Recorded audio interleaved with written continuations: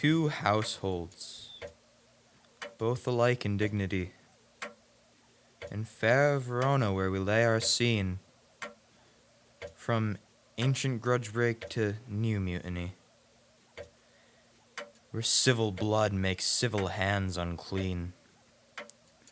From forth the fatal loins of these two foes, a pair of star-crossed lovers take their life, whose misadventured, piteous overthrows doth with their death bury their parents' strife.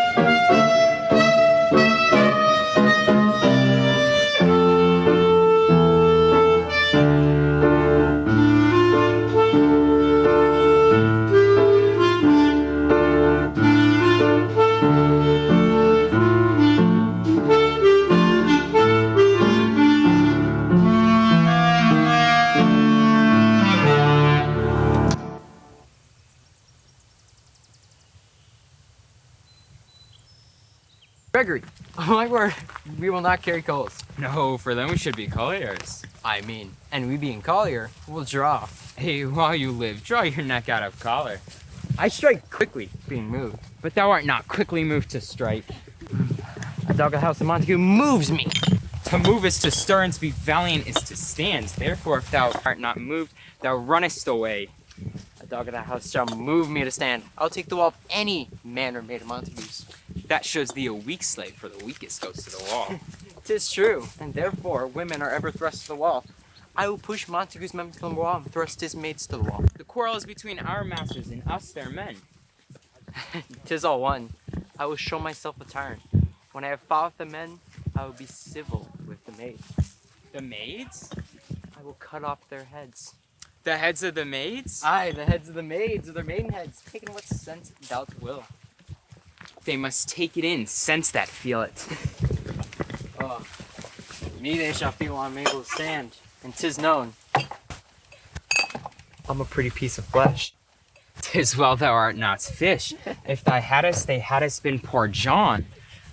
Draw thy tool, here comes the house of Montagues.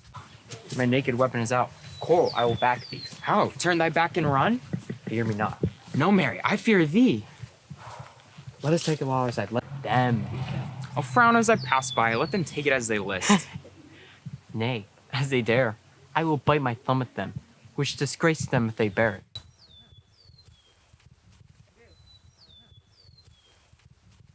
Do you bite your thumb, sir? I do bite my thumb. Sir? Do you bite your thumb at us, sir? It's the law of our side if I say aye. No. No, sir. I'd not bite my thumb at you, sir. But I bite my thumb, sir! Do you quarrel, sir? Quarrel, sir. No, sir. But if you do, sir, I am for you. I serve as good a man as you. No better. Well, sir. Say better. Here comes one of my master's kinsmen.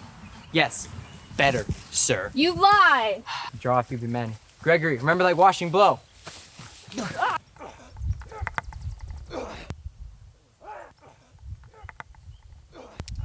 Heart fools, put up thy swords, you know not what you do. What? Art thou drawn among these heartless hinds? Turn thee, Benvolio. Look upon thy death. I do but keep the peace. Put up thy sword or manage it to part these men with me. What? Drawn and talk of peace. I hate the word. As I hate hell, all Montagues, and thee.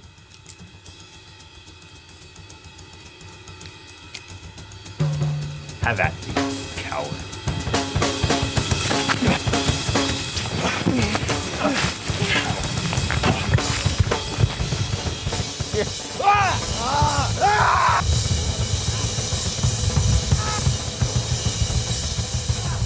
Thou villain Capulet, hold me not, let me go. Thou shalt not stir 1 foot to seek a foe.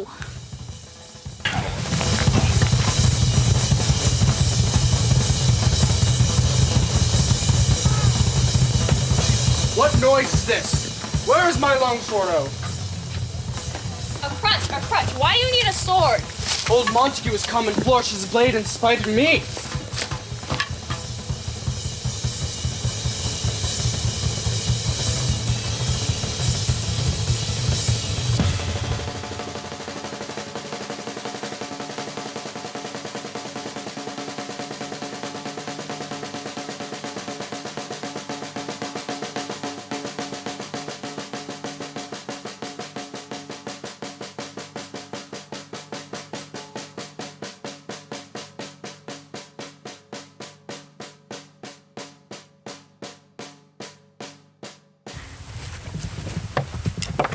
Rebellious subjects, profaners of this neighbor's stained steel, while they not hear, what oh, you men, you beasts, that quench the fire of your pernicous rage, with purple fountains issuing from your veins, on pain of torture from those bloody hands, throw your mistempered weapons to the ground, and hear the sentence of your moved prince. 3 civil brawls, but of an airy word, by thee, old Capulet, and Montague, have thrice disturbed the quiet of our streets, and made Rome's ancient citizens cast by their grave beseeming ornaments, to wield old partisans and hands as old. If you ever disturb our streets again, your lives shall pay the forfeit of the peace. And now, all the rest depart away. Capulet, you come with me. Montague, come you this afternoon, to our farther pleasure in this case, to old Freetown, our common judgment place. On pain of death, all the rest depart.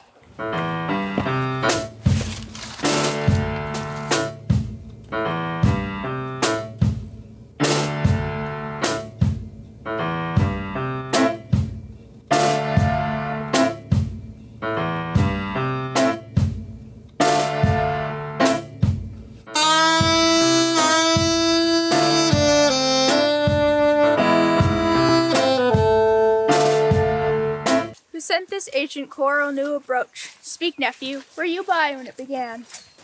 Here were the servants of your adversary, and yours close fighting ere that I approach. I drew to part them, and in that instant came the fiery Tybalt, with his sword prepared, which as he breathed defiance to my ears, swung about his head and cut the winds, who, nothing hurt withal, hissed him in scorn. As we were interchanging thrusts and blows, came more and more and fought on part and part. The prince came, who parted either part. Where is Romeo? Saw you him today? Right glad I am that he was not at this fray. Madam, an hour before the worshipped sun peered forth the golden window of the east, a troubled mind drove me to walk abroad. So early walking did I see your son. Towards him I made, but he was ware of me, and stole into the covert of the wood. Many a morning hath there been seen, with tears augmenting the fresh morning's dew, and in the clouds, more clouds, with his deep sighs. But all too soon, all cheering sun should in the farthest east begin to draw the shady curtains from Aurora's bed, pens himself in his chamber, shuts up his windows, walks fair daylight out, makes himself an artificial night. But must his humor prove unless good counsel may the cause remove. My noble uncle, do you know the cause? I neither know of it nor can learn of him. Have you importuned him by any means? I meet myself and many other friends, but he, his own affections master, so close and so far from, is to himself. I will not say how true, but to himself so secret and so close. But he, ere a bud bit by an envious worm, but he could spread his sweet leaves to the air and dedicate his beauty to the same. But could we but learn from whence his sorrows grow, we would be willingly as cure to know. See, where he comes. So please you, step aside. I'll know his grievance, or be much denied. Good morrow, cuz. Is the day so young? Just new, struck 9. Sad hours seem long. Was that my father that went hence so fast? It was. What sadness lengthens Romeo's hours? Not having that which having makes them short. In love? Out. Of love? Out of her favor, where I am in love. Alas, that love, so gentle in his view, should be so tyrannous and rough in proof. Alas, that love whose view is muffled still should without eyes see pathways to his will. Where shall we dine? Hey. I mean, what pray was here, huh? Yet tell me not, for I have heard it all. Here's much to do with hate, but more with love.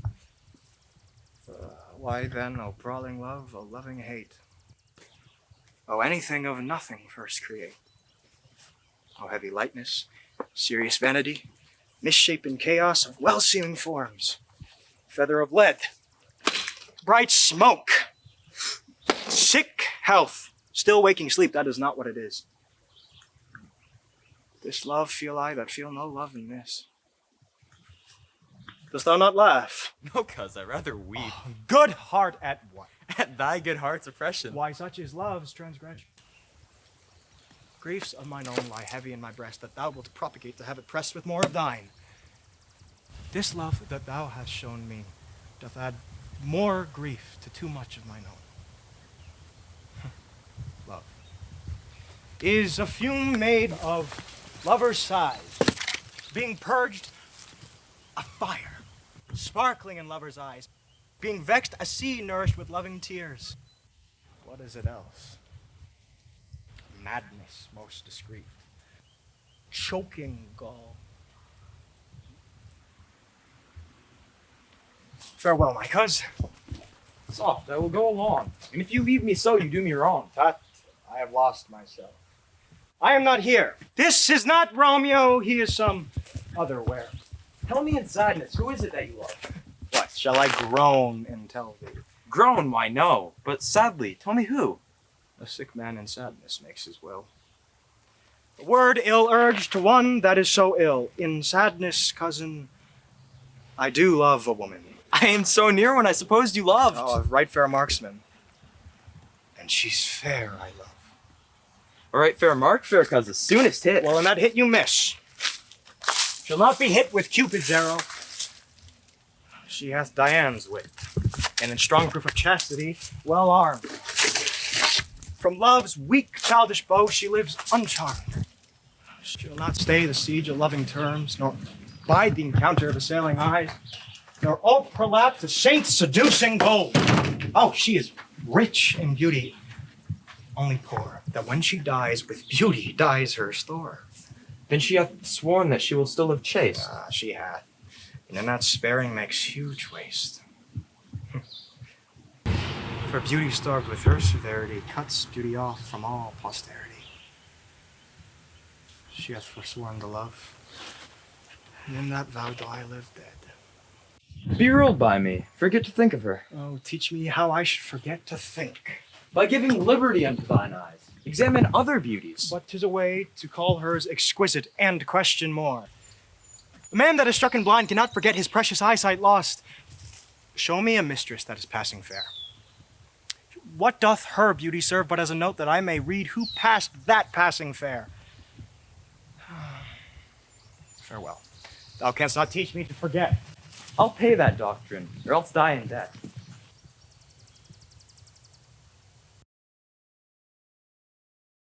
But Montague is bound as well as I, both in penalty alike, And 'tis not hard for men so old as we to keep the peace. Of honorable reckoning are you both, and pity 'tis you lived it on so long. But now, my lord, what say you to my suit? Saying over what I've said before, my daughter is yet a stranger in the world. She hath not seen the change of 17 years. Let 2 more summers wither in their pride, ere we think her ripe to be a bride. But younger than she, our happy mother's maid. And too soon martyred are those early made. Earth hath swallowed all my hopes but she. She is the hopeful lady of my earth. But woo her gentle, Paris.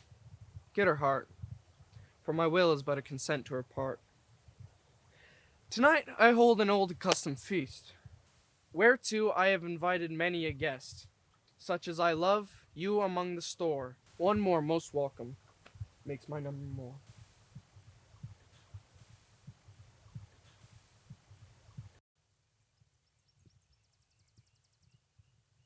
Nurse! Where is my daughter?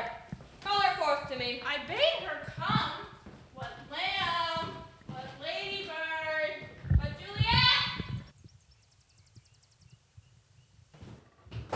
What Juliet? How now? Who calls? Your mother.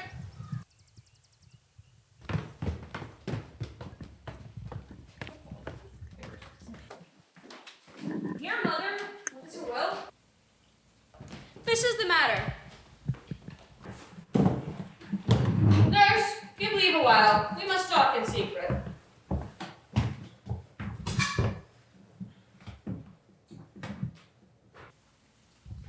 Nurse, come back again. I have remembered. Thou knowest my daughter of a pretty age. Hey, I can tell her age on to an hour. She's not 14. She's not yet 17. I'll lay 17 of my teeth, and to my teeth be it spoken, I have but 4. She's not yet 17. How long is it now to Amistad? Oh, a fortnight and odd days. Even or odd, of all of the days of the year, come long as eve at night shall she be 17. Susan and she, God rest all Christian souls, were of an age. Well, Susan is with God now. She was too good for me. But come long as eve at night shall she be 17. That shall she. Mary, I remember it well. 'Tis 14 years since the earthquake, and she was weaned. I never shall forget it, of all days of the year, upon that day. For then she could stand high alone. Nay, by thy word, she could have run and waddled all about. For even the day before, she broke her brow, and my husband, God be with his soul, he was a merry man, took up the child. Yeah, quoth he, dost thou fall upon thy face? Thou wilt fall backward when thou hast more wit, will thou not, Jewel? And pretty fool, it stinted in, said I. Nurse, enough of this, I pray thee. Hold thy peace. Yes, madam, yet I cannot choose but laugh to think it should be crying and say I. It had upon its brow a bump as big as a young cockerel's stone, a perilous knock, and it cried bitterly. Yeah, quoth my husband, dost thou fall upon thy face? Thou wilt fall backward when thou hast more wit, will thou not? And pretty fool, it stinted in, said I. And stint thou too, I pray thee, nurse, say I. Peace, I have done. God mark me to his grace. Thou wast the prettiest babe that I ever nursed, and I might live to see thee married once. I have my wish. Married? That married is the very theme we came to speak of today. Tell me, daughter Juliet, how stands your disposition to be married? It's an honor I dream not of. An honor! Were I not thine only nurse, I would say thou hadst sucked wisdom from thy teeth. Well, think of marriage now. Here in Verona, ladies of esteem are already made mothers. By my count, I was your mother much upon these years that you are now a maid. In brief, the valiant Paris seeks you for his love. A man, young lady, such a man! Why, he is a man of wax. Verona summer hath not such a flower. He's a flower, I think. A very flower. What say you? Can you love the gentleman? Tonight you shall behold about our feast. Then shall you share all he doth possesses, by having him, making yourself no less. No less. Nay, bigger. Women grow by men. Speak briefly. Can you like your Paris's love? Look to like, looking like you move. But no more deep will I endart mine eye than your consent gives strength to make it fly. Go, girl. Seek happy nights to happy days.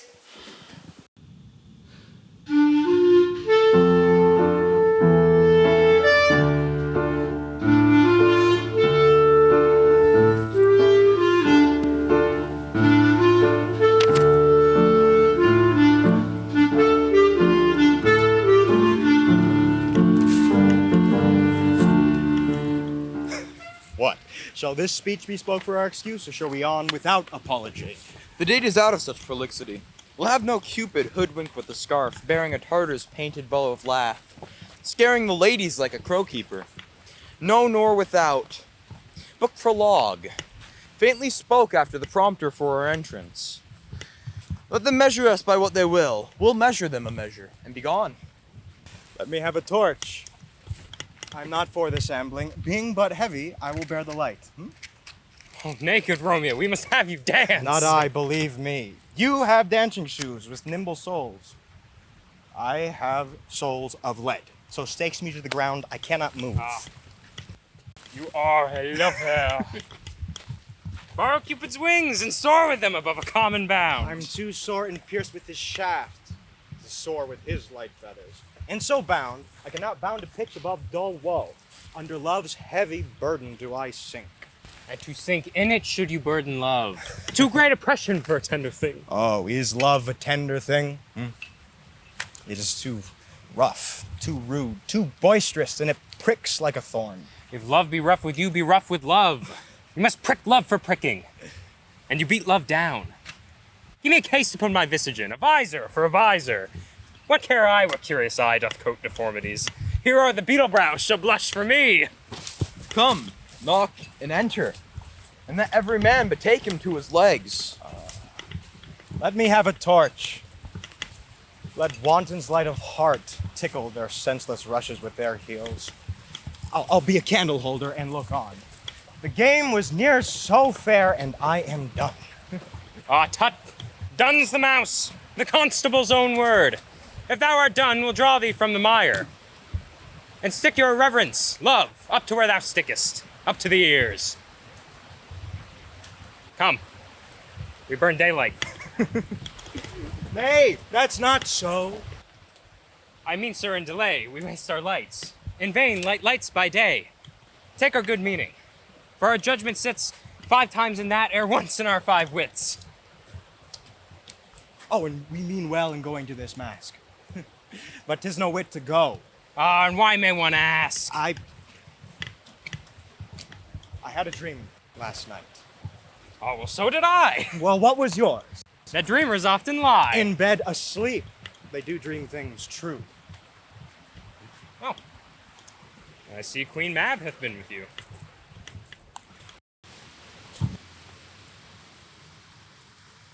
She's the fairy's midwife. She comes in shape no bigger than an agate stone, on the forefinger of an alderman, drawn with a team of little atomi over men's noses as they lie asleep. Her wagon spokes, made of long spinner's legs. Her covers, the wings of grasshoppers. Her whip of cricket's bone, the lash of film. Her chariot is an old hazelnut made by a joiner squirrel or an old grub. Time out of mind the fairy's coachmakers. And in this state, she gallops night by night over men's noses, through lovers' brains as they dream. Oh, as they dream of love. Of love. On Kersey straight, or lawyers' fingers who straight dream on fees, or ladies' lips who straight on kisses dream.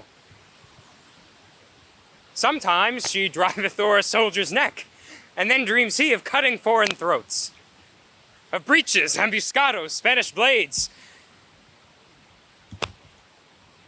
of helves 5 fathom deep, and then anon, of drums in his ear at which he starts and wakes, and being thus frighted, swears a prayer or two, and sleeps again.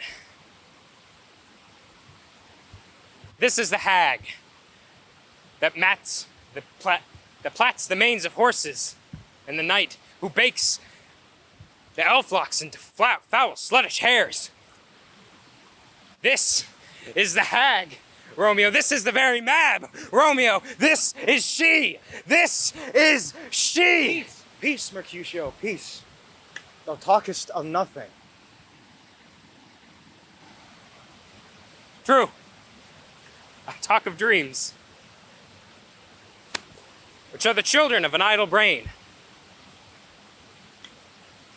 the god of nothing but vain fantasy, which is as thin a substance as the air, and more inconstant than the wind, who woos the frozen bosom of the north, and being thus angered, puffs away from thence, turning aside to the dew-dropping south. This wind you speak of blows us from ourselves. Supper is ready, and we shall come too late. I fear too early. For my mind misgives some consequence yet hanging in the stars. Shall bitterly begin his fearful date with this night's revels and expire the term of a despised life closed in my breast. By some vile forfeit of an untimely death.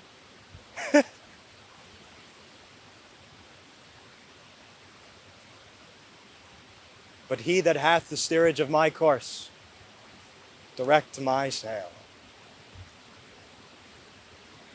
On, lusty gentlemen. Right. Drum.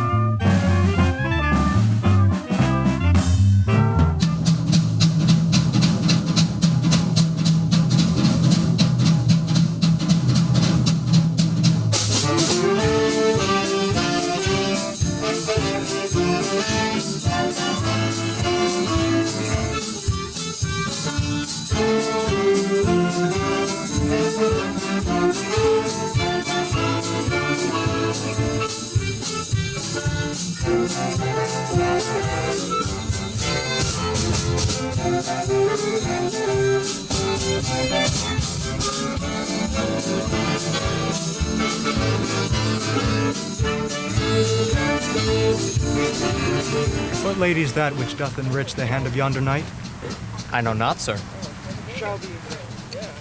Oh, she doth teach the torches to burn bright. Did my heart love till now? Forswear its sight. For I ne'er saw true beauty till this night.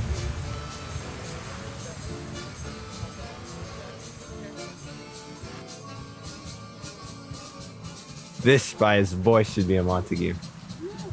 What dares the slave to come hither covered in an antic face, to fleer and scorn at our solemnity? Now, by the stock and honor of my kin, to strike him dead, I hold it not a sin. Why, how now, kinsman? Wherefore to you storm? Uncle, this is a Montague, our foe, a villain hither come in spite, to scorn at our solemnity this night. 'Tis young Romeo, is it? Yes, that villain Romeo. Content thee, gentle cuz. Let him be. Be patient. To say truth, Verona brags of him. It fits when such a villain is a guest.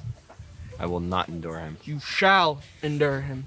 You shall make a mutiny amongst my guests. You'll make a cock-a-hoop. Why, uncle, 'tis a shame. Go to! Patience perforce in their willful collar greeting makes my flesh tremble in their different meaning. I shall withdraw, but this intrusion shall, now seeming sweet, convert to bitterest gall.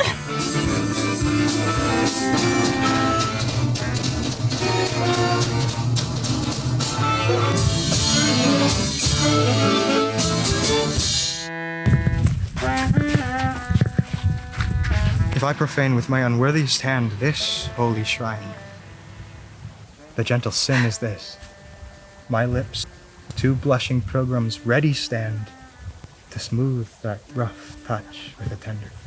Good pilgrim, you do wrong your hand too much. Which manly devotion shows in this? Saints have hands, but pilgrims' hands do touch. And palm to palm is holy palmer's kiss. Have saints not hands?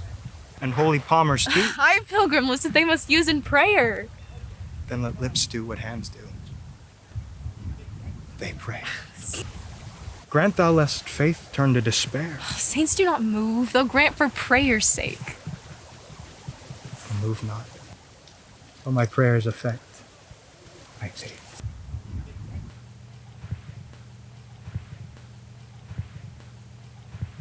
Madam! Your mother craves a word with you. What is her mother? Mary Bachelor, her mother is the lady of the house, and a wise and a virtuous and a kind lady. I nursed her daughter that you talked with all. I tell you, he that can lay hold of her shall have the cows. Is she a Capulet? Oh, dear Count, my life is my foe's death. Away, begone! The sport is at the best! Aye, so I fear. Come on!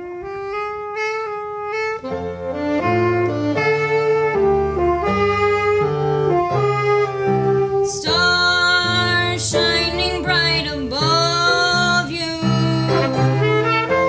Night breezes seem to whisper, I love you. Birds singing in the sycamore tree. Dream a little dream of me. Say nighty-night. Can I go forward when my heart is here? Turn back, dull earth, and find thy center out. Romeo! My cousin Romeo! Romeo! He is wise, and on my life hath stolen him to bed. He hath leapt over this orchard wall. Call, good Mercutio! Oh nay, I'll conjure too. Oh, Romeo! Romeo! Humors! Passion! Madman! Lover! Appear thou in the likeness of a sigh. Speak but one rhyme, and I am satisfied. Cry but I me. Pronounce but love. And dove.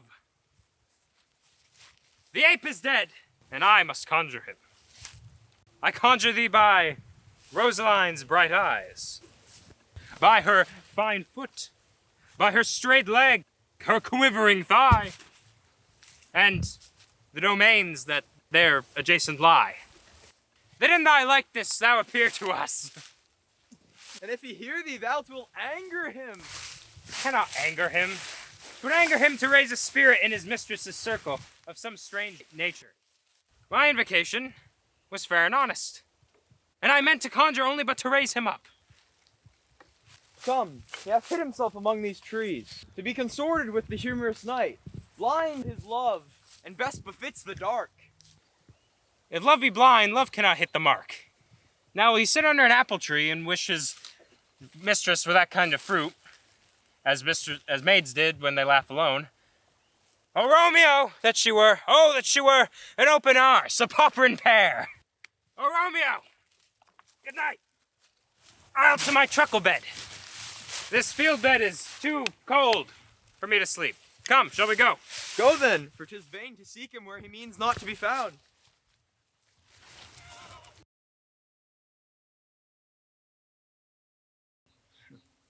He jests at scars that never felt a wound. But soft, what light through yonder window breaks?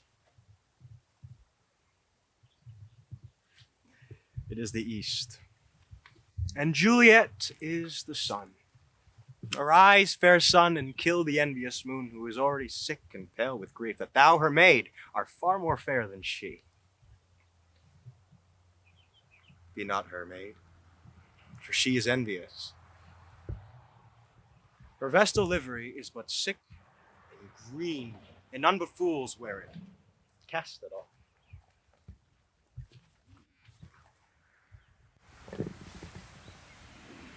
It is my lady.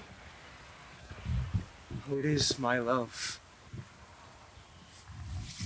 That she knew she were. Romeo? Wherefore art thou Romeo? Deny thy father, and refuse thy name. Or, if thou wilt not, be but sworn my love, and I'll no longer be a Capulet. Her eye discourages. I will answer it. I am too bold. 'Tis not to me she speaks. But thy name that is my enemy. Thou art thyself, and not a Montague.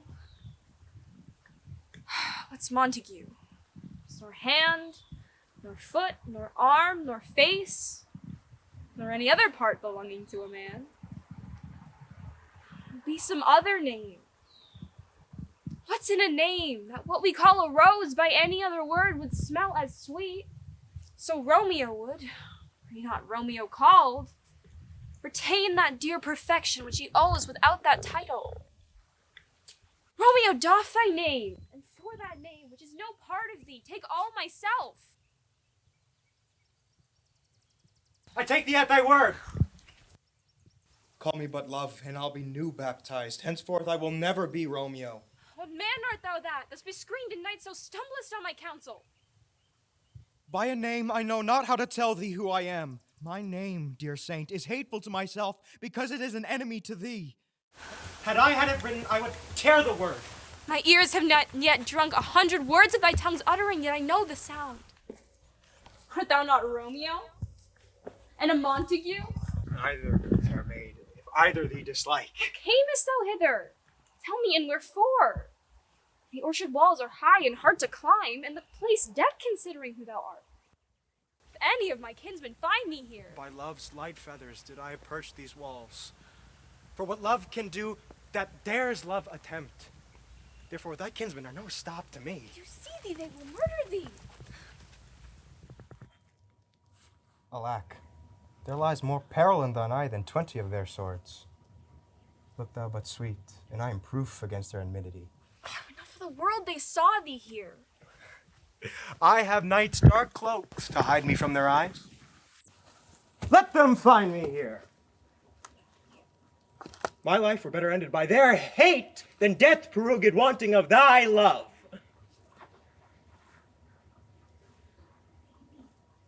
Dost thou love me? I know thou wilt say aye, and I will take thy word, yet if thou swearest, thou mayest prove false. O gentle Romeo, if thou dost love, pronounce it faithfully. Or if thou thinkest I am too quickly won, I'll frown and be perverse and say thee nay. Lady, by blessed moon, I vow. Swear not by the moon, the inconstant moon, and monthly changes in her circled orb, lest that thy love prove likewise variable. What shall I swear by? Do not swear at all. Or if thou wilt, swear by thy gracious self, as the god of my idolatry, and I'll believe thee. By my heart's dear love, I vow. Oh, do not swear. Although I joy in thee, I have no joy in this contract tonight. It is too rash, too unadvised, too sudden, too like the lightning, which doth cease to be ere one can say it lightens. Sweet good night. The spud of love by summer's ripening breath may prove a beauteous flower when next we meet. Good night, good night. A sweet repose and rest come to thy heart as thou within my breast. Oh, wilt thou leave me so unsatisfied? What satisfaction canst thou have tonight? Thy love's faithful vow for mine. I gave thee mine before thou didst request it. And yet I would it were to give again. Wouldst thou withdraw it? For what purpose, love? But to be frank and give it thee again. And yet I wish for but the thing I have. My bounty is as boundless as the sea, my love is deep. The more I give to thee, the more I have, for both are infinite. Madam! I hear some noise within. Dear love, adieu. Anon, good nurse! Sweet Montague, be true. Stay but a little, I will come again.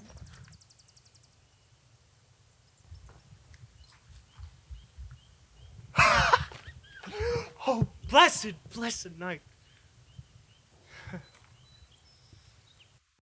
I'm afeard being in darkness.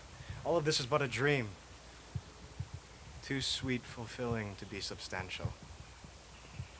3 words, your Romeo, and good night indeed. If that thy bent of love be honorable, thy purpose marriage, send me word tomorrow by one that I'll procure to come to thee, where and what time thou wilt perform the rite, and all my fortunes at thy foot I'll lay, and follow thee, my lord, throughout the world. Madam! But come anon! But if thou meanest not well, I do beseech thee. Madam! By and by I come! To cease thy strife and leave me to my grief. Tomorrow will I send. So thrive my soul. 1,000 times good night. 1,000 times the worse to want thy light.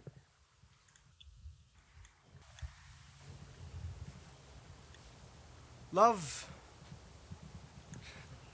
is like schoolboys going towards school, but love from love. Towards school with heavy looks.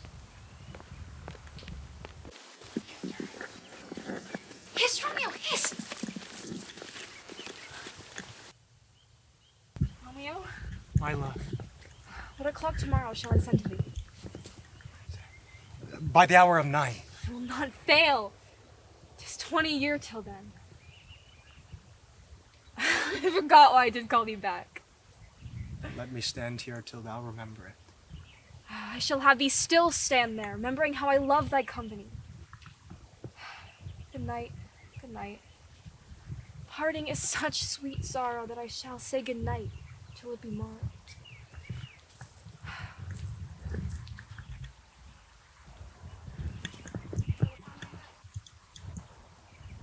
Sleep dwell upon thine eyes, peace in thy breast. Where I sleep in peace,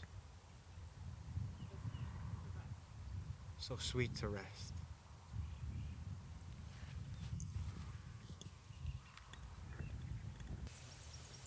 The gray-eyed morn smiles on frowning night, checkering the eastern clouds with streaks of light. And fleckled darkness like a drunkard reels forth days past in Titan's fiery wheels.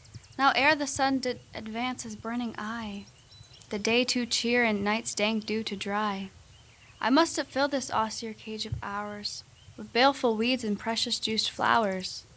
The earth that's nature's mother is her tomb. What is her burying grave that is her womb? And from her womb children of divers kind we sucking on her natural bosom find. Many for many virtues excellent, none but for some, and yet all different. O mickle is a powerful grace that lies in plants, herbs, stones, and their true quality. For naught so vile that on the earth doth live, but to the earth some special good doth give. Nor aught so good but strained from that fair use, revolts from true worth, stumbling upon abuse. Virtue itself turned vice being misapplied, and vice sometime by action dignified. This weak flower, poison hath residence and medicine power. For this being smelt, each part cheers each part, but being tasted, stays all senses within the heart. To such imposed kings encamped then still, in men as well as herbs, grace and goodwill. And where the worser is predominant, full soon the canker death eats upon the plant. Good morrow, sister. Benedicite, what early tongue so sweet salutes me? Young son, it argues a distempered head so soon to bid good morrow to thy bed. And where care keeps his watch in every old nun's eye, and where care lodges, sleep will never lie.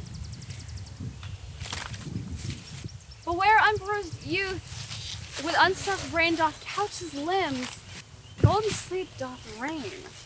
And so, therefore, thy earliness doth me assure art depressed with some distemperature.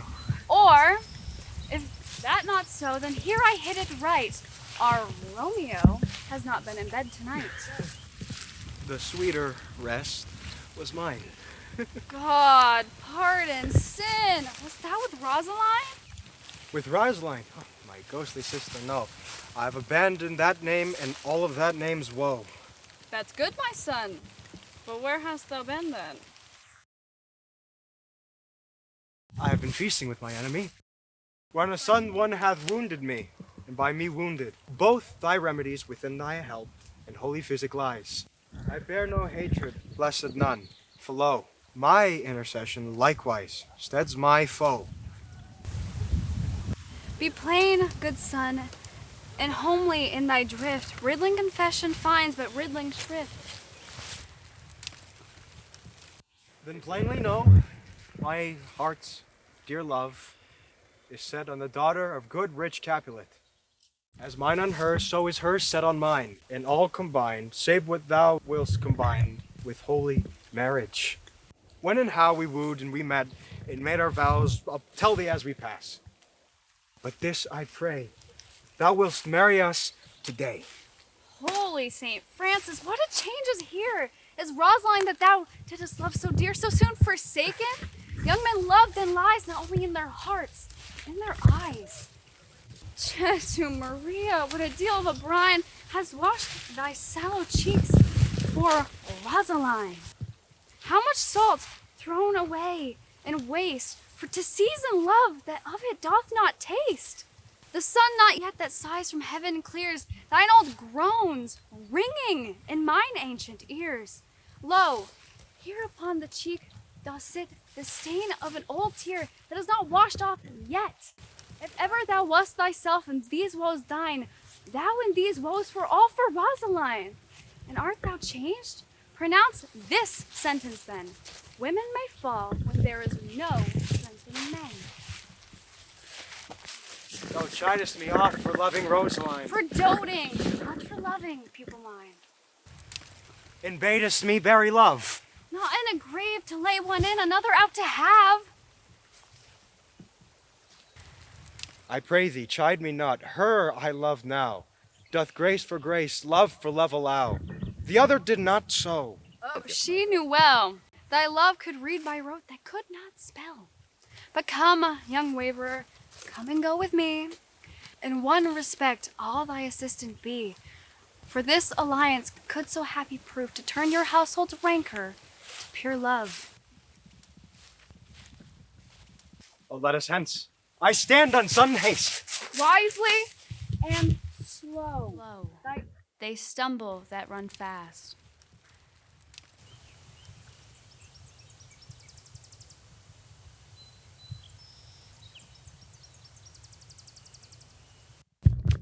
Where the devil should this Romeo be? Came he not home tonight? Not to his father's. I spoke with his man. Why, that same pale, hard-hearted wench, that Rosaline. Tybalt, kinsman told Capulet, hath sent a letter to his father's today. Challenge on my life. Romeo will answer it. Any man that can write may answer a letter. Nay, he will answer the letter's master. How he dares being dared. Alas, poor Romeo. He's already dead. Stabbed to the white wench's black eye. Run through the ear with a love song. The very pin of his heart cleft with the blind bow boy's butt shaft. And is he a man to encounter Tybalt? Why? What is Tybalt? Oh, more than good king of cats. Oh, he's the courageous captain of compliments.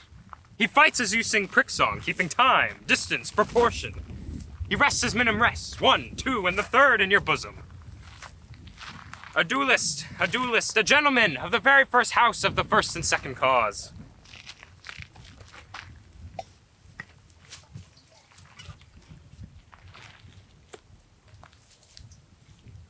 Romeo? Here comes Romeo. Oh, without his roe, like a dried herring. Oh, fish, flesh, how art thou fishified? Signor Romeo, bonjour, mwah, mwah. A French salutation to your French slop. You gave us the counterfeit fairly last night. Good morrow to you both, gentlemen. What counterfeit did I give you? Oh, the slip, sir, the slip. Can you not conceive? Oh, pardon, good Mercutio. My business was great. And in such a case such as mine, a man may strain courtesy. Oh, that's as much as to say a case such as yours constrains a man to bow in the hams. Meaning to curtsy. Ah, thou hast most kindly hit it. Oh, a kind exposition, sir. Thank you. Yo, come between us, good Benvolio. My wits faints. Oh, switching spurs, all cry a match. Oh, nay. If we are to run the wild goose chase, then I am done. For thou hast more of the wild goose in one of thy wits than I'm sure I have in my whole 5. Was I with you there for the goose? Thou wast not ever with me, that thou wast not there for the goose. I'll bite thee by the ear for that jest. Oh. Oh, good goose, bite not. Oh, thy wit is a very bitter sweeting. It is a most sharp sauce. And so is it not then well served into a sweet goose? Now here's a wit of Chevreau that stretches from an inch narrow to an ell broad. I stretch it out, for that word broad added to the goose makes thee a large and far and wide, a broad goose. Now, Romeo, is this not better than groaning for love? Now art thou sociable. Now art thou Romeo. Now art thou what thou art. By art as well as by nature. For this driveling love is like a great natural that runs lolling up and down to hide his bauble in a hole. Stop there, stop there. Thou desirest me to stop in my tail against the hair. Thou wouldst else have made your tail large. Oh, then thou would be deceived. Here's goodly gear. A sail, a sail. A fan to hide her face, for her fan is the fairer face. God, you good morrow, gentlemen. Oh God, you good evening, fair gentlewoman. Is it good evening? Oh, 'tis no less, for the body hand of the dial is upon the prick of noon. Out upon you! What a man are you! One gentlewoman that God hath made himself to mar.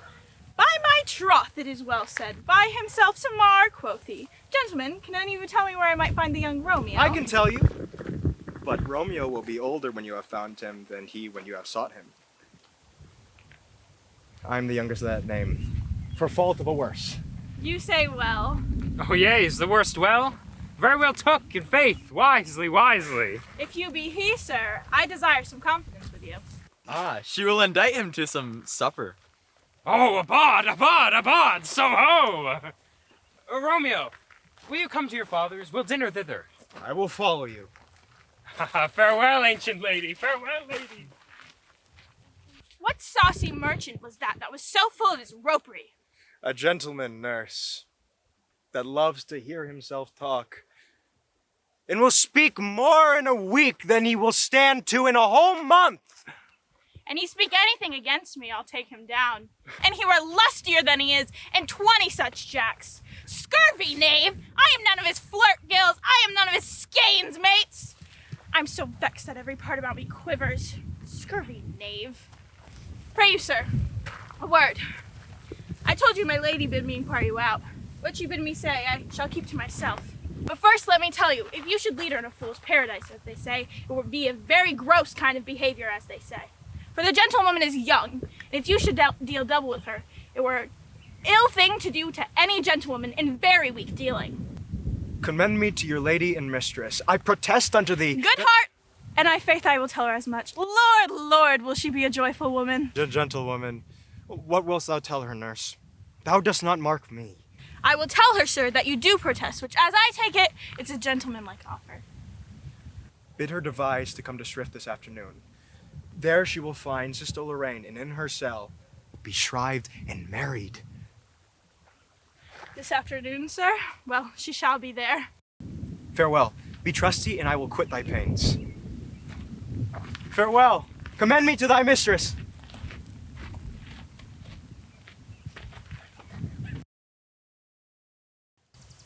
The clock struck 9 when I did send the nurse. In half an hour she promised to return. Perchance she cannot meet him. That's not so. Oh, she is lame. Love herald shall be thoughts, which 10 times faster glides than the sun's beams, driving back shadows over luring hills.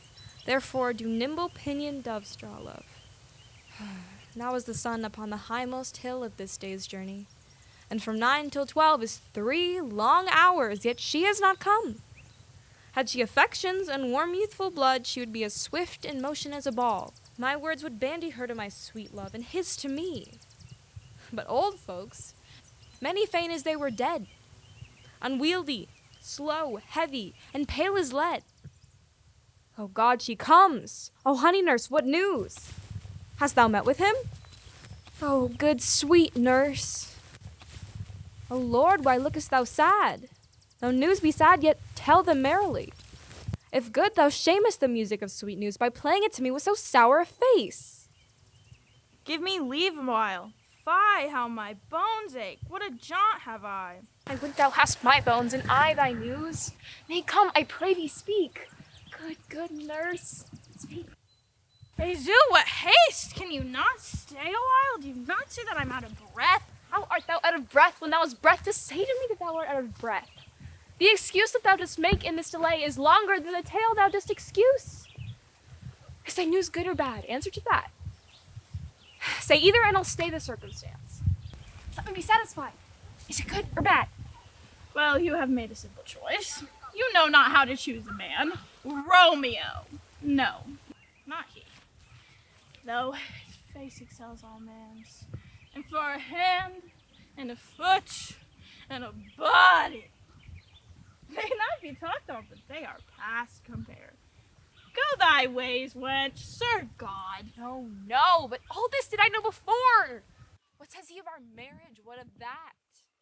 Lord, how my head aches! What a head have I! It beats as it would fall in 20 pieces. My back, oh, the other side. My back. Beshrew your very heart for sending me to catch my death with jaunting up and down. Faith, I am sorry that thou art not well.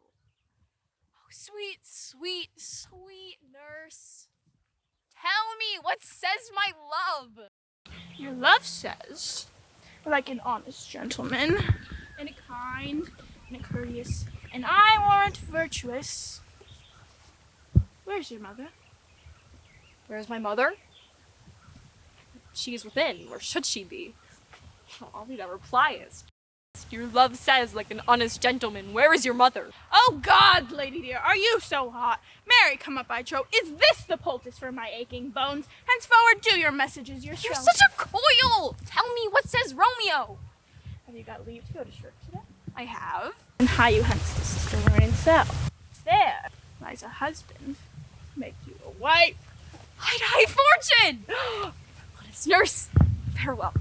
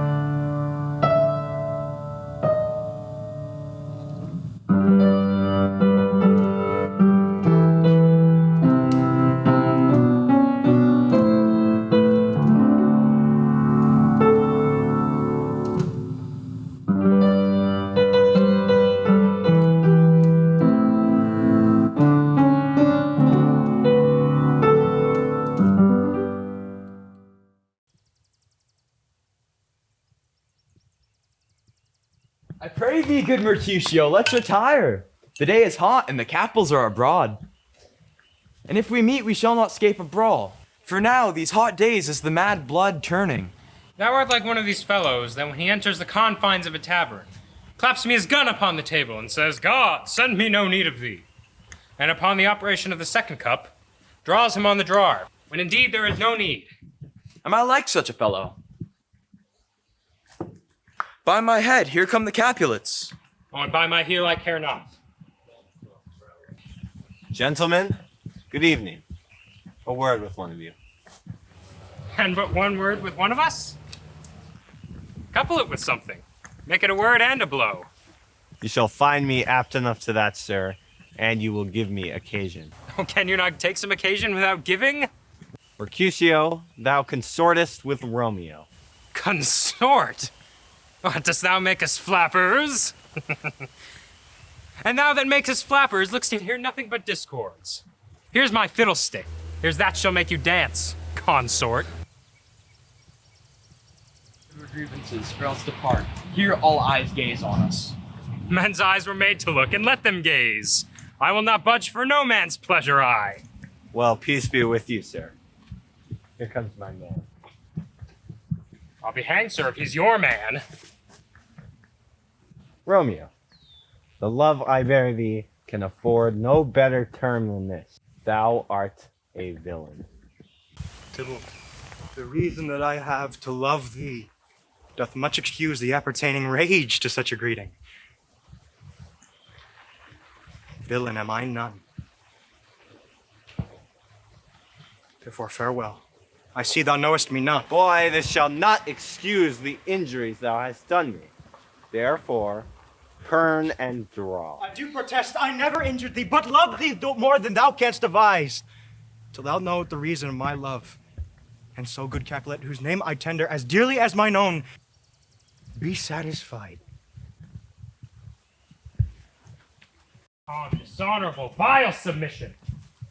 Tybalt, you rat catcher. Will you walk? What wouldst thou have with me? Oh, good king of cats, nothing but one of your 9 lives. I am for you. Gentle Mercutio, put thy rapier up.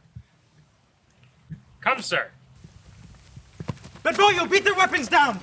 Gentlemen, for shame, forbear this outrage. The prince expressly hath forbade this banding in Verona streets. Tybalt, Mercutio! Oh, God. Hold! Hold! Tybalt! Hold! Oh. Mercutio!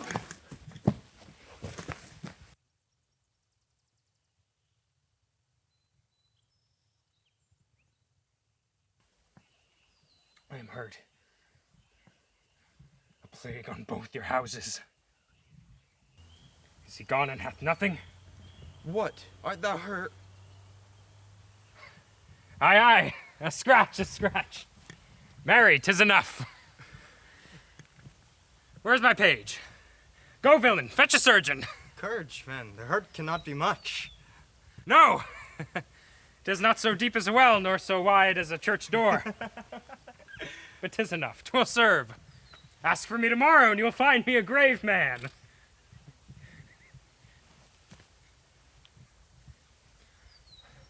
I am peppered. I warrant for this world. Why the devil came you between us? I thought all for the best. Benvolio, help me into some house.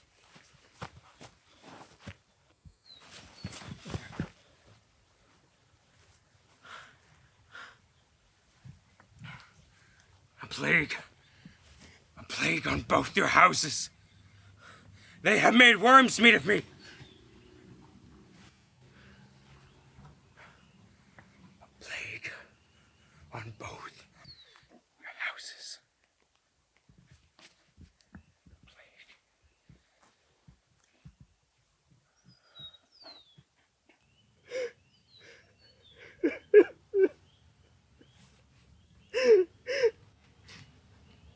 Romeo. Romeo. Brave Mercutio's dead.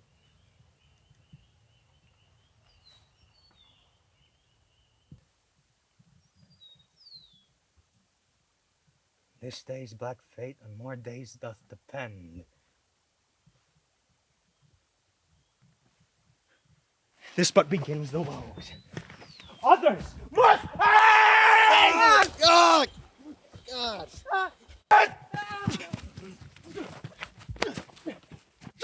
Here comes the furious Tybalt! Back again! Now then, gentlemen, take thy belly by the gain at least thou hast given me.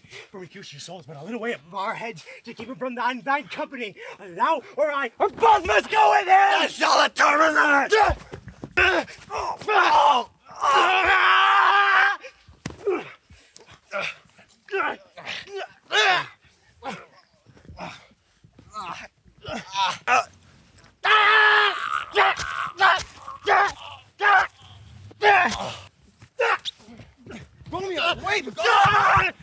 Friends are up and Tybalt slain!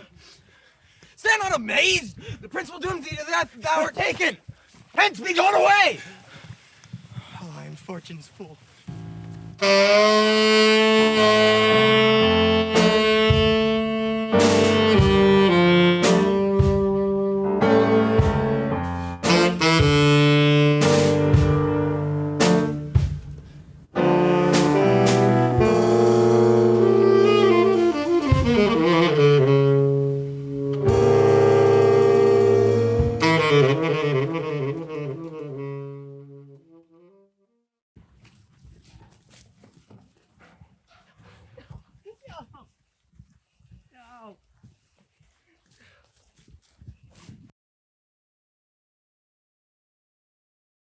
Where are the vile beginners of this fray?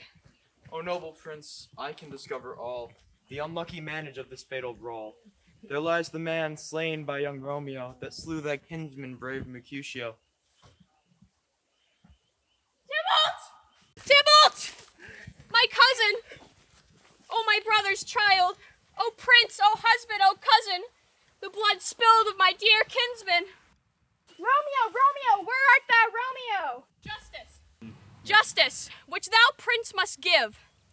Romeo slew Tybalt. Romeo must die. Romeo slew him. He's the Mercutio. Who now the price of this dear blood doth owe? Not Romeo, prince. He was Mercutio's friend. And for that offense, immediately be to exile and hence. Banished? Romeo is banished? Tybalt is dead? And Romeo banished? Banished. That one word banished hath slain 10,000 Tybalts. Tybalt's death was woe enough if it had ended there.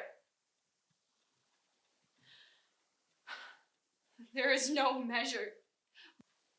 There is no end, limit, measure, bound in that word's death. Where is my father and my mother, nurse? Weeping and wailing over Tybalt's corpse. How bring you to them?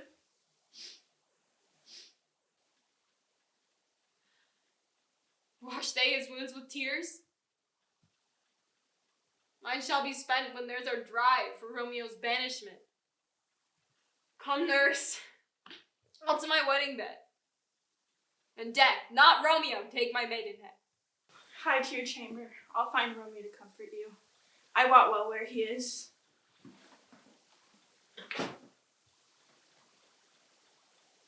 Come forth, thou fearful man! Affliction is enamored in thy parts, and thou art wedded to calamity. Sister, what news? What is the prince's doom? What sorrow craves acquaintance at my hand that I yet know not? Too familiar is my dear son with such sour company. I bring thee tidings of the prince's doom. What less than doomsday is the prince's doom? A gentler judgment vanished from his lips. Now body's death, but body's banishment.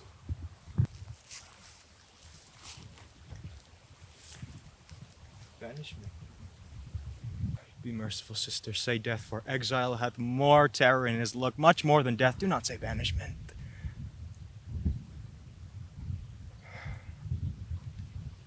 Thou cuttest off my head with a golden axe, and smilest at the stroke that murders me. O deadly sin! O rude unthankfulness! Thy fault of our law calls death, but the kind prince, taking thy part, has rushed aside thy law and turned that black word death to banishment. This is dear mercy, and thou seest it not! It's torture, not mercy. Heaven is here where Juliet lives, and every cat and dog and little mouse, every unworthy thing may stay here in heaven and look upon her, but Romeo may not. He is banished. Flies may do this, but from this must I fly. They are free men. And yet thou sayest that exile is not death? How dost thou know? No mixed poison, no sharply ground knife, no sudden means of death, but banishment to kill me. Banishment. Oh, sister, That word banishment damns itself to hell. Howling attends it. How dost thou the heart to mangle me with that word banishment? Thou fond madman, hear me little speak. Thou wilt speak again of banishment. Give thee armor to keep off that word. Adversity, sweet milk, philosophy to comfort thee, though thou art banished. Yet banished. Hang up philosophy, unless philosophy can make a Juliet. Displant a town, reverse a prince's doom. It helps not, it prevails not. Talk no more. So I see that madmen have no ears. How should they when wise nuns have no eyes? Let me dispute with thee of thy estate. Thou canst not talk of what thou dost not feel.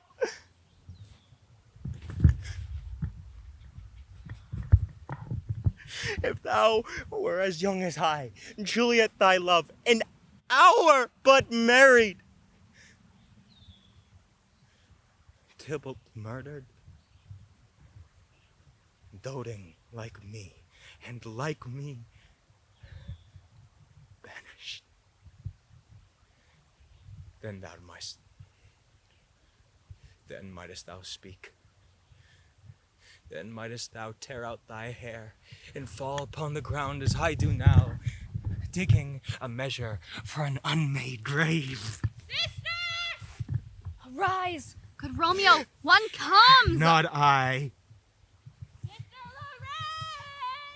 Who's there? I come from Lady Juliet. Welcome then. Where's my lady's lord? Where's Romeo? There on the ground with his own tears made drunk. Oh, he is just in my mistress' cakes. Just in her cakes. Even so lies she blubbering and weeping, weeping and blubbering. Stand up. Stand you and be a man. Why should you fall into so deep an O? Nurse, Oh, sir, that's the end of all. thou speakest of Juliet. How is it with her? Oh, she says nothing, sir, but falls on the ground. And old Tybalt calls, and Romeo cries, and down falls again. As if that name, by a deadly level of a gun, did murder her. And by that name murdered her kinsman.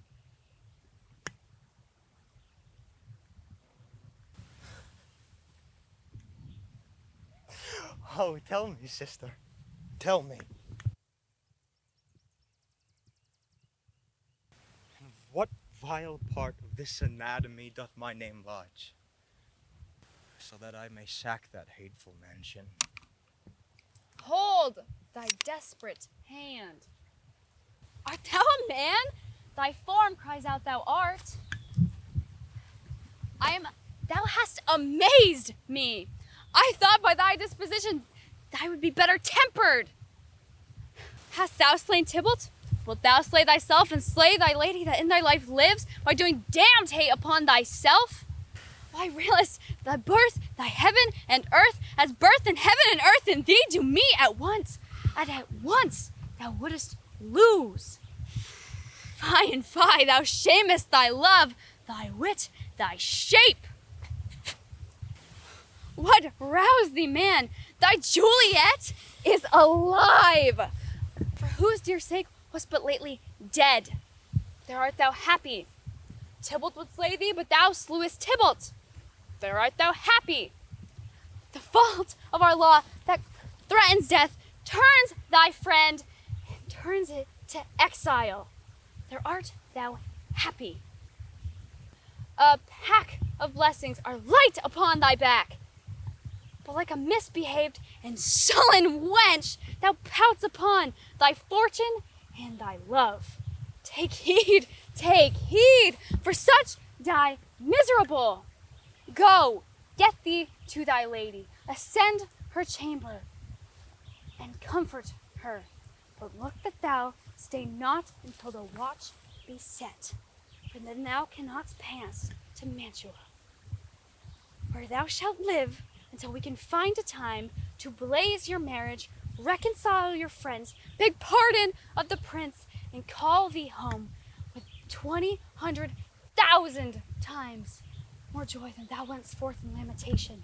Go before nurse, have her hasten the house to bed, which in their heavy sorrow makes them act unto. Romeo is coming. Lord, I could have stayed here all night to hear good counsel. Oh, what learning is. My lord, I'll tell my lady you will come. Do so. And bid my sweet prepare to chide.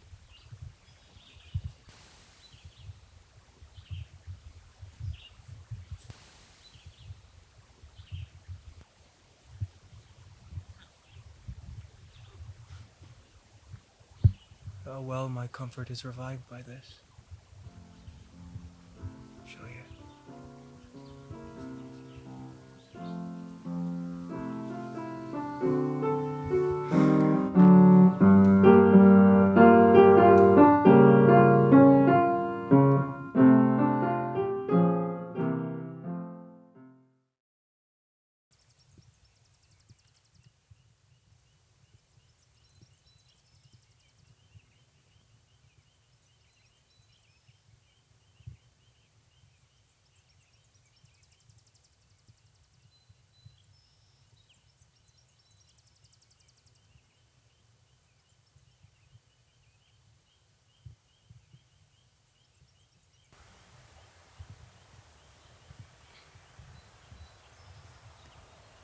Art thou gone so?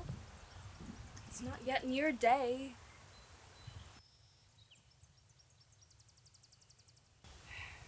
It was the nightingale and not the lark that pierced the fearful hollow of thine ear. Nightly she sings on yon pomegranate tree. Believe me, love, it was the nightingale.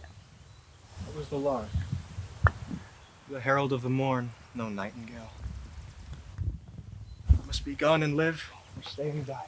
Our light is not daylight, I know it. For stay yet. Thou needest not be gone. Let me be taken. Let me be put to death.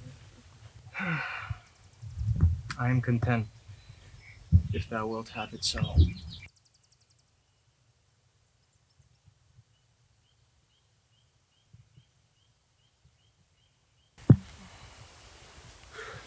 I have more care to stay than will to go.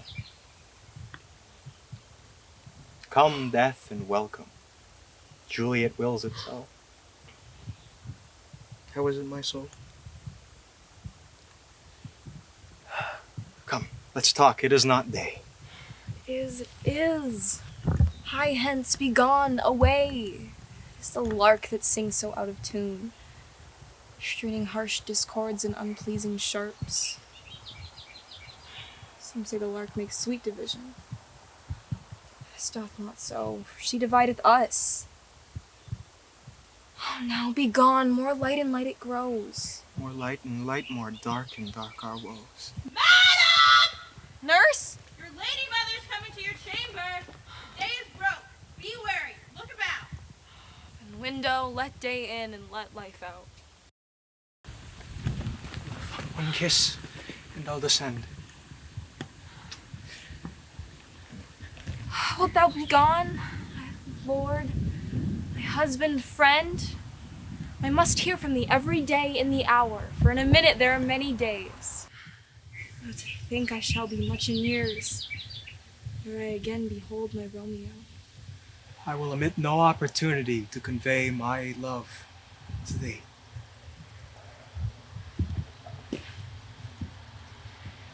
Thinkest we shall ever meet again?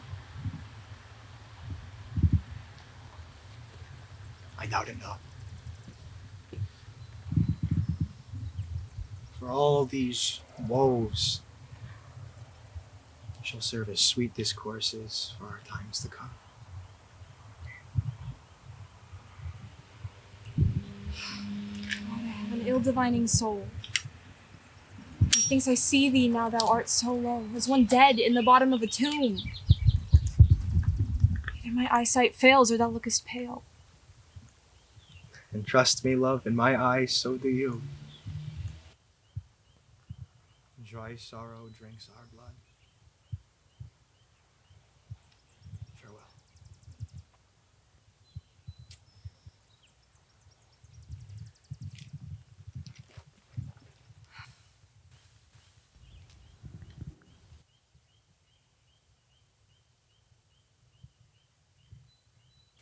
Fortune, fortune. All men call thee fickle. Why art thou fickle, fortune? If thou art fickle, why dost thou with him that is renowned for faith? Be fickle, fortune. Then I hope thou will not keep him long, but send him back.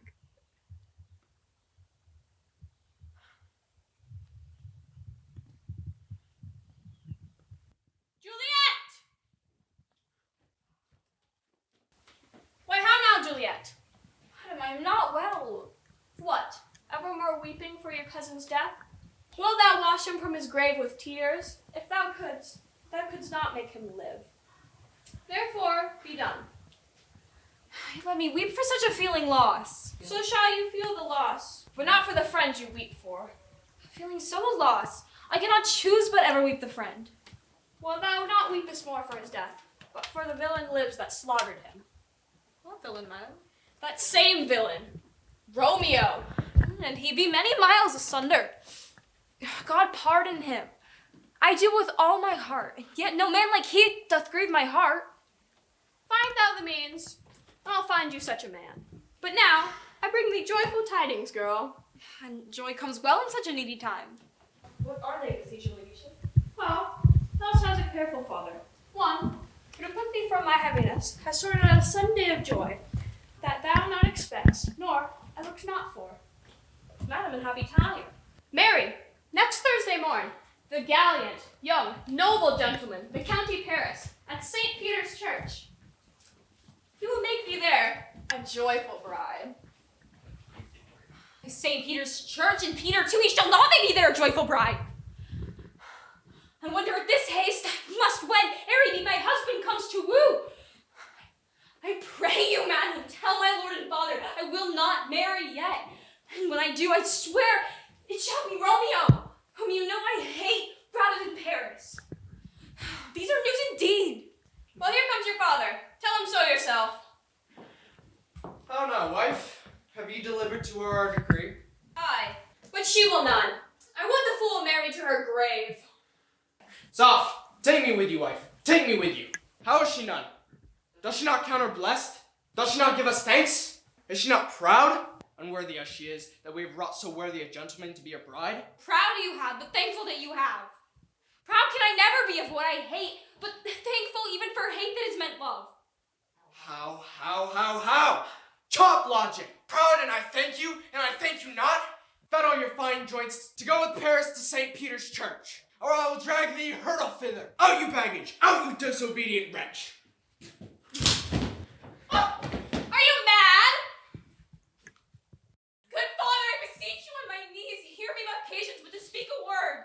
Out you baggage! You disobedient wretch! I tell thee what! Get thee to church on Thursday, or never after look me in the face again. God in heaven bless her. You are to blame, my lord, to rate her so. Speak not, reply not.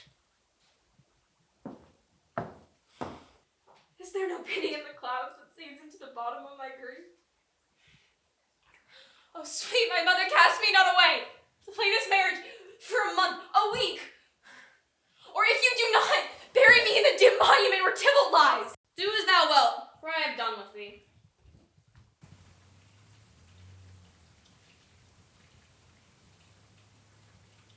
God, O nurse, how shall this be prevented? What sayest thou? Hast thou not a word of joy? Some comfort, nurse?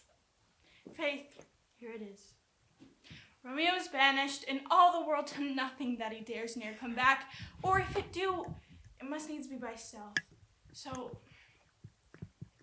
if the plan stands as now it doth, be best that you be married with Paris. Oh, he's a lovely gentleman. Romeo is a dishclout to him. An eagle, madam, hath not so green, so fair, so quick an eye as Paris hath. I think you are happy in this second match, for it excels your first, or if it did not, your first is as good as dead. Speakest thou from thy heart? And thy soul too, else beshrew them both. What? Thou hast comforted me marvellous much. Go in and tell my lady I am gone, having displeased my father, to Lorraine's cell, to make confession and to be absolved. Marry, and I will. This is wisely done.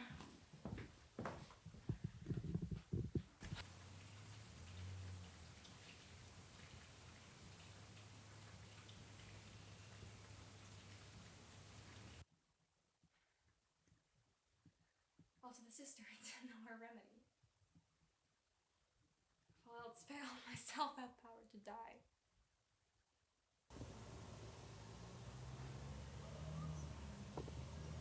On Thursday, sir? The time is very short. My father Capulet will have it so, and I'm nothing slow to slack his haste. You say you do not know the lady's mind? Uneven is the course, and I like it not. Immoderately, she weeps with Tybalt's death, and therefore I have little talk of love, for Venus smiles not in a house of tears. Now, sister, her father accounts it dangerous that she give her sorrow so much sway, and it is wisdom haste our marriage, to stop the inundation of her tears. Now, sister, do you know the reason of this haste? I would I knew not why it should be slowed. Look, sir, here the lady comes toward my garden. Happily met, my lady, and my wife. Maybe, sir, when I may be a wife.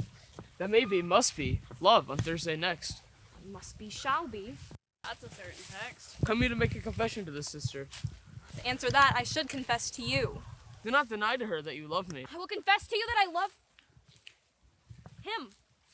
So will you, I am sure that you love me. If I do so, it will be of more price being spoke behind your back than to your face. Are you at leisure, holy sister, now, or shall I come to you at evening mass? My leisure serves me, pensive daughter. My lord, we must entreat this time alone. God shield should I disturb devotion. Juliet, Thursday early I will rouse you. Till then, adieu. Keep this holy kiss. Come weep with me. Past care, past hope, past help. Oh, Juliet, I already know thy grief. It strains me past the compass of my wits. I hear thou must, and nothing may prorogue it on Thursday next, be married to this county. Tell me not, sister, that thou hearest of this, unless thou tell me how I may prevent it. If in thy wisdom thou canst give no help, do thou, but call my resolution wise, and with this knife I'll help it presently. God join my heart and Romeo's thou our hands. I long to die. If what thou speakest, speak not of remedy. Hold, daughter. I do spy a kind of hope that is desperate, that Copus would destine itself to escape from it. And if thou didst, I'll give thee remedy. Bid me leap rather than marry Paris from off the battlements of any tower. Or bid me go into a new-made grave and hide me with a dead man in his shroud. I will do it without fear or doubt to live an unstained wife to my true love. Hold then. Go home. Be merry. Give consent to marry Paris. Wednesday is tomorrow. Tomorrow night look that thou lie alone. Let not the nurse lie with thee in thy chamber. Take thou this vial, being then in bed, and this distilling liquor drink thou of, when presently through all thy veins shall run a cold and drowsy humor, for no pulse shall keep his native progress, but surcease. No warmth, no breath shall testify thou livest. The roses in thy lips and cheeks shall fade to paly ashes, thy eyes' windows fall like death when he shuts up the day of life. Each part deprived of supple government shall stiff and stark and cold appear like death. And in this borrowed likeness of shrunk death thou shalt continue 42 hours, and then awake as if from a present sleep. Now when the bridegroom in the morning comes to rouse thee from thy bed, there art thou dead.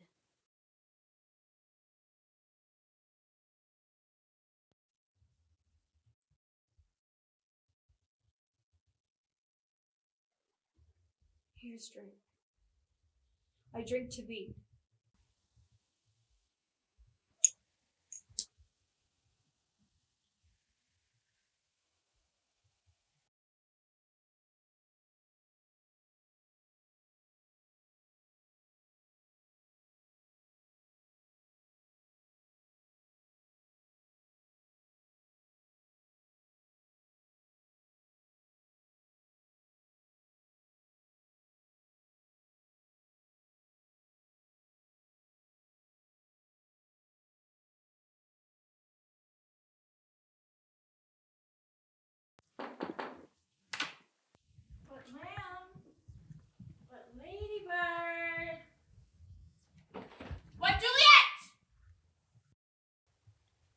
your penny's worth now. Sleep for a week for the next night I warn.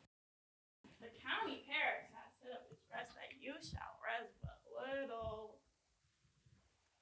What lamb? What ladybird? Aye, let the county take you in your bed. He'll fray you up by faith, will it not be?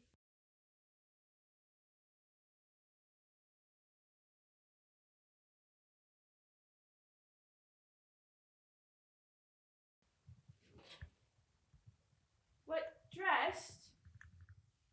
And in your clothes and down again? I must needs wake you.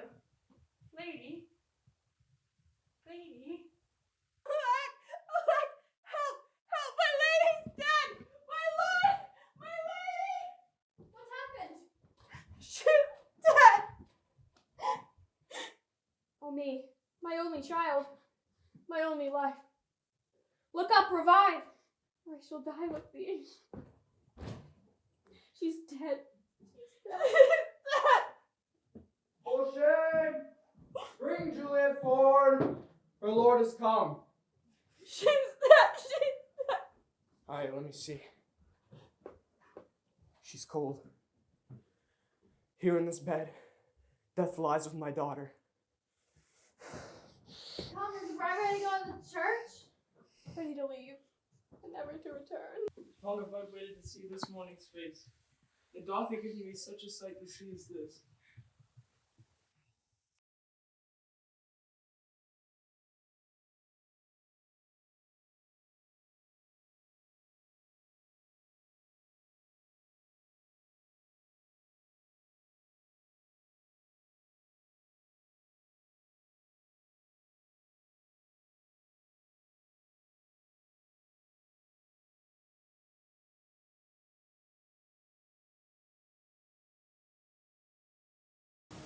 If I may trust the flattering truth of sleep, my dreams presaged some joyful news at hand. I dreamt my lady came and found me dead. Strange dream, that gives a dead man leave to think, and breathed such life with kisses in my lips that I revived and was an emperor. Ah, me, how sweet is love itself possessed, when but love's shadows are so rich in joy.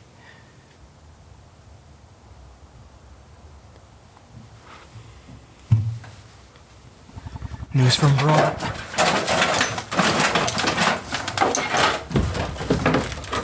How now, Balthazar? Dost thou not bring me any letters from the sister? How is my lady? Is my father well? How is my Juliet? I ask it thee again, for nothing can be ill if she is well. Then she is well, and nothing can be ill. Her body lays in Capel's monument, and her immortal part with angels' lives. I saw her laid low in her kindred's vault, and presently took it post to tell it to you. Oh, pardon me for bringing these ill news, since you did leave it for my office, sir.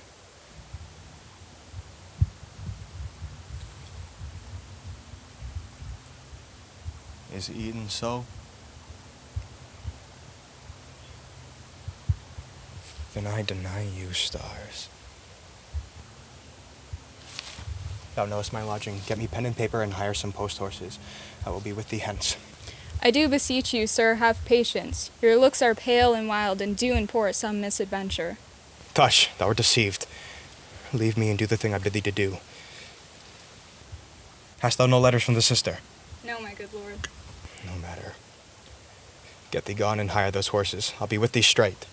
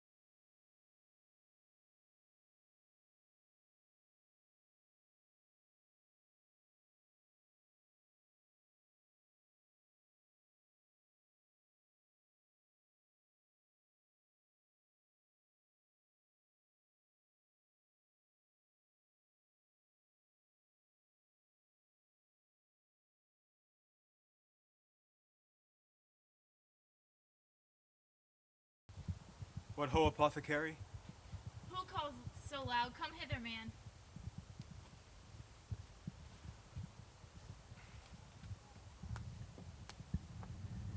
I see that thou art poor. Hold. There's 40 ducats. Let me have a dram of poison, such soon spreading gear, that will disperse through all the veins.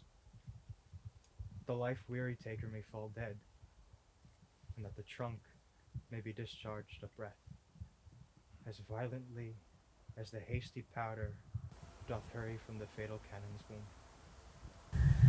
Such moral drugs I have. A man to his law is death to any that utters them. Art thou so bare, full of wretchedness, and fierce to die? Famine is in thy cheeks. Need and oppression starveth in thy eyes. Contempt and beggary hangs from thy back. The world is not thy friend, nor the world's law. The world affords no law to make thee rich. Then be not poor, but break it, and take this. My poverty, not my will, consents. I pay thy poverty, and not thy will.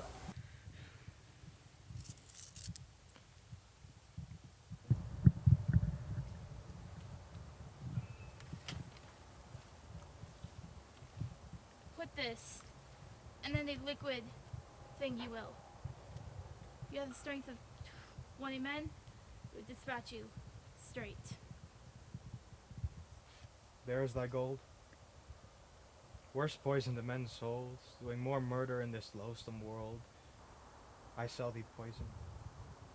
Thou hast sold me none. Farewell. Buy food and get thee in health.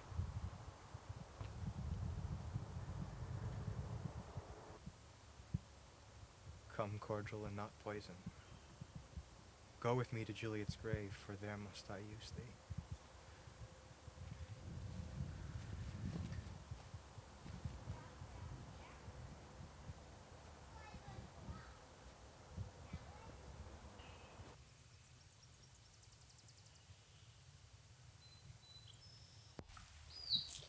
Sister Lorraine! Ho! He claims to be the voice of Friar John. Welcome from Mantua. What says Romeo? Or if his mind be writ, give me his letter. Going to find a barefoot brother out, one of our order, to assist me. Here in this city, visiting the sick, and finding him, the searchers of the town. Suspecting that we both were in a house where the infectious pestilence did reign, sealed up the doors and would not let us forth. So let my speed to Mantua there was stayed. Who bare my letter then?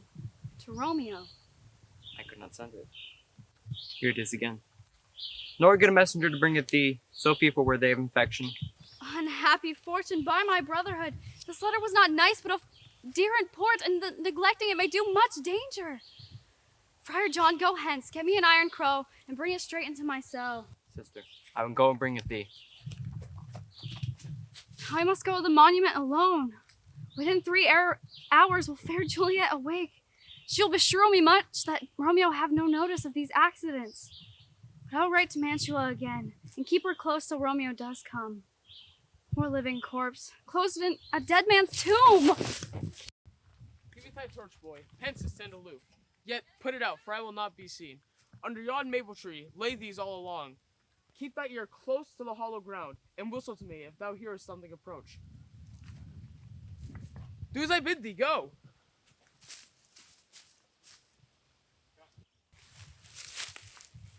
Hold. Take this letter.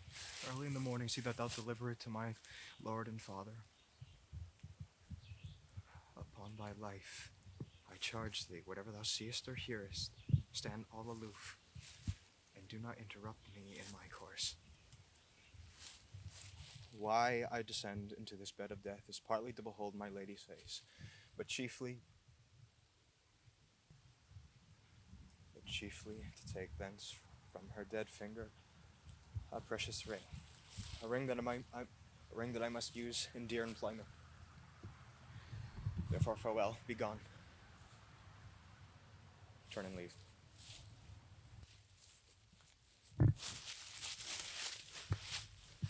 But if thou jealous, thus return to pry in what I further intend to do. By heaven, I will tear thee joint by joint, and strew this hungry courtyard with thy limbs. The time and my intents are savage wild, more fierce and more inexorable far than an empty tiger in a roaring sea. I will be gone, sir, and not trouble you. Therefore thou shalt show me friendship.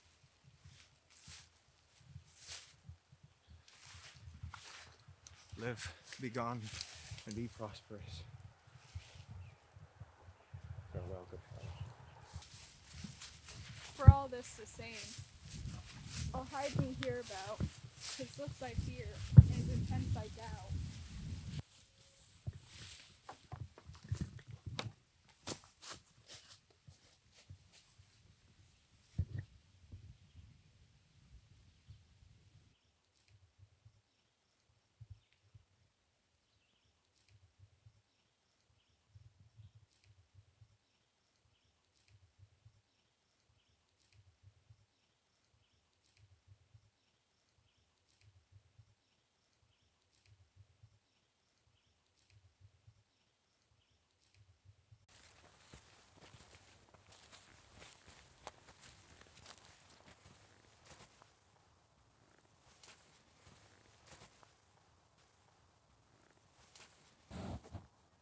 O flower, such sweet flower, with flowers thy bridal bed I strew.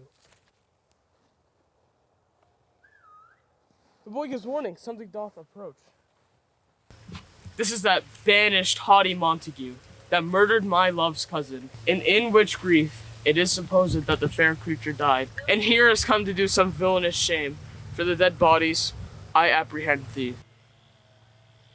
Obey me, for thou must die. I must indeed. Therefore came I hither. Oh, good, gentle youth, tempt not a desperate man. Fly hence and leave me. I beseech thee, youth, put not a sin upon my head, and urge me to fury. Oh, be gone. I love thee more than I love myself, for I came hither armed against myself. Fly hence, be gone, live. And hereafter say, a madman's mercy bid thee run away. I do defy thy combination, and apprehend thee for a felon here. Wilt thou provoke me? Have at thee, boy.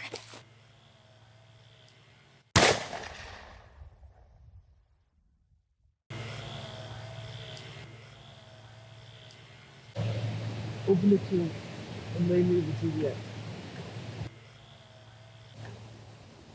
In faith I will.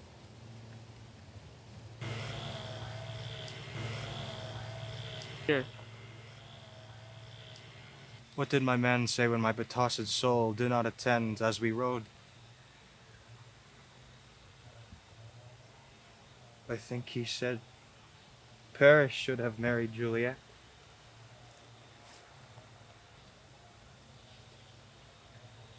Did he not so?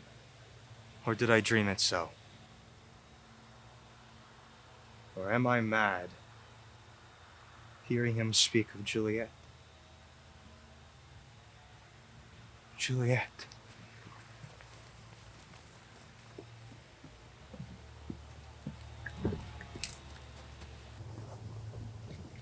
Oh Lord, he's dead. I'll call the watch.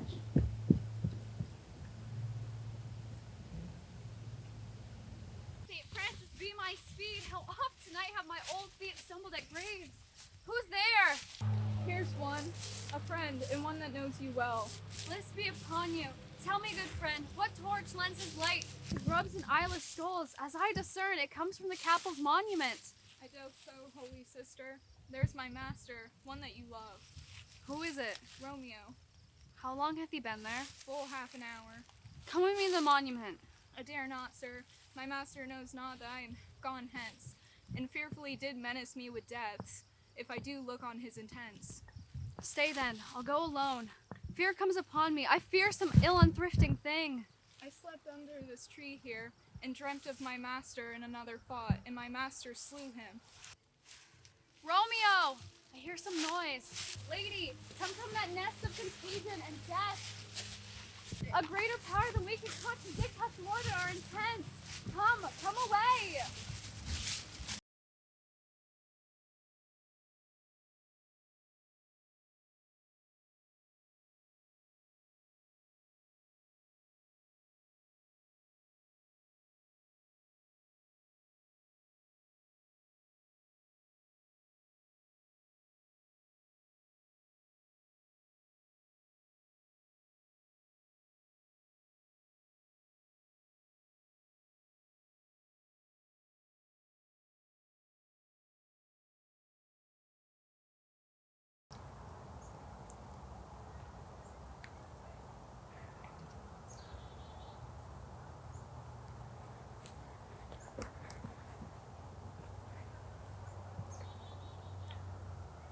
Oh, dear Juliet,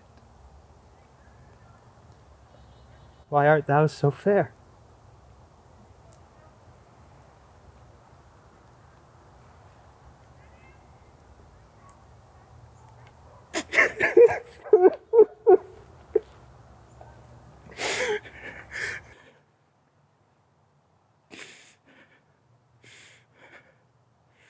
Shall I believe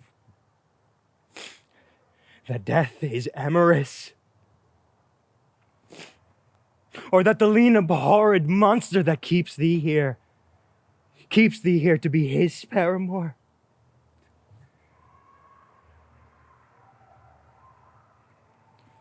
For fear of that, I still will stay with thee. I still will stay with thee. Never again. Never to leave this palace of dim night ever again. Here.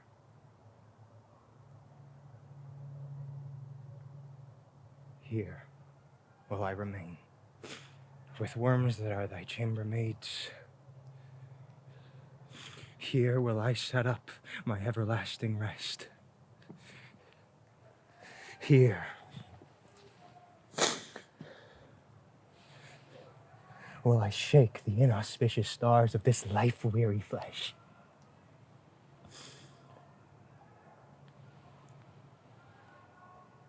Eyes, look your last. Arms, take your last embrace, and lips,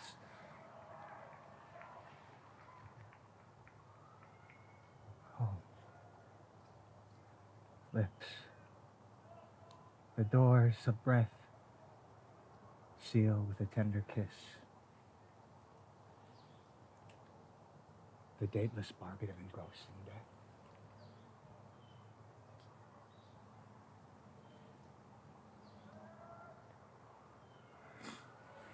Come, bitter conduct.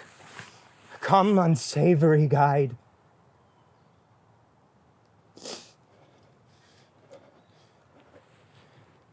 Here's to my love!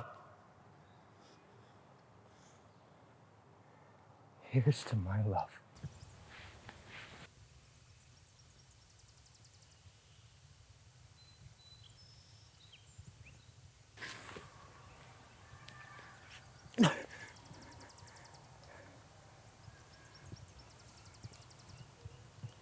O true apothecary, thy drugs are quick.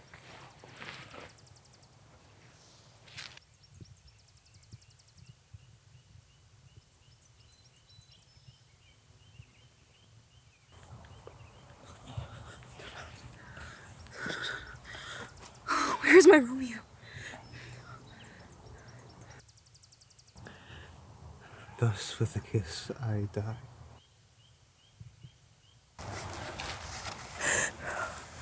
What's this? Closed in my true love's hand. Poison, I see, hath been his timeless end. took all, and left no friendly drop to help me after. I will kiss thy lips. Haply some poison left on them, to make me die with their story.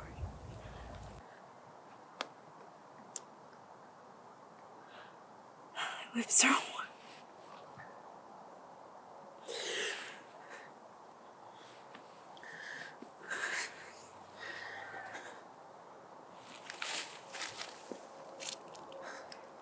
Your noise. And I'll be brief.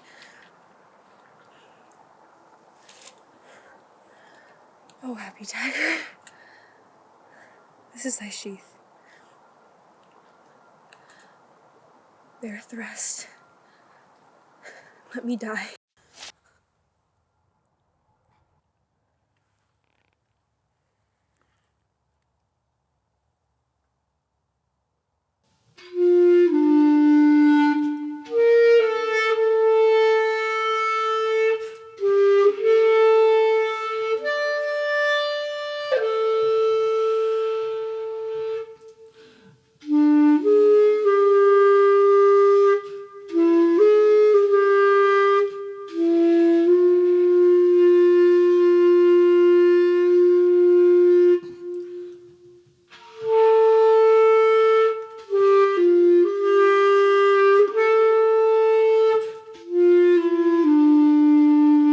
I buried them.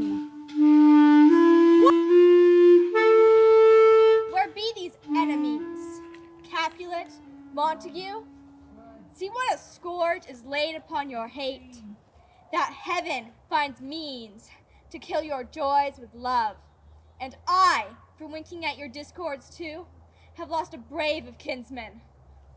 All are punished. A glooming morning, with it brings the sun for sorrow shall not show its head.